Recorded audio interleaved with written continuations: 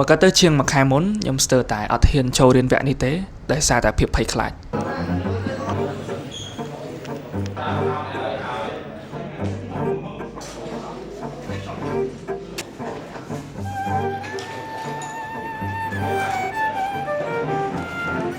សាកសម័យមើលថានៅក្នុងបន្ទប់មួយមានសិតតែ director DP មានបទពិសោធន៍ច្រើនឆ្នាំហើយខ្ញុំគ្រាន់តែជាអ្នកថត content នៅក្នុងបន្ទប់មួយ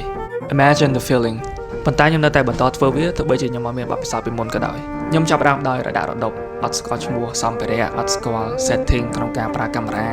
អត់ចេះ operate កាមេរ៉ានិយាយទៅរឿងដែលអត់ចេះគឺច្រើនប៉ុន្តែខ្ញុំនៅតែព្យាយាមស្វែងយល់ខ្លួនឯងបន្ថែមហើយក៏សូមអរគុណដល់លោកគ្រូដែលគាត់តែងតែស្រាវចម្ងល់ដែលខ្ញុំនិងសិស្សដទៃមានហើយក៏សូមអរគុណដល់បងដែលចូលរួមវគ្គនេះដូចគ្នា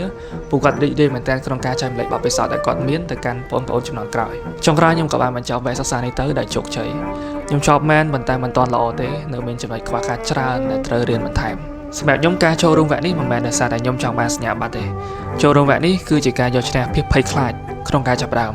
វាជាការដែលខ្ញុំយកឈ្នះខ្លួនឯងអញ្ចឹងបើសិនអ្នកទាំងអស់គ្នាមានគោលដៅឬក៏មានអ្វីមួយដែលចង់ធ្វើអ្វីមួយដែលចង់សម្រេចត្រូវចាំថាមិនបាច់តតែត្រៀមខ្លួនរួចរាល់ទេអ្វីដែលអ្នកទាំងអស់គ្នាត្រូវធ្វើ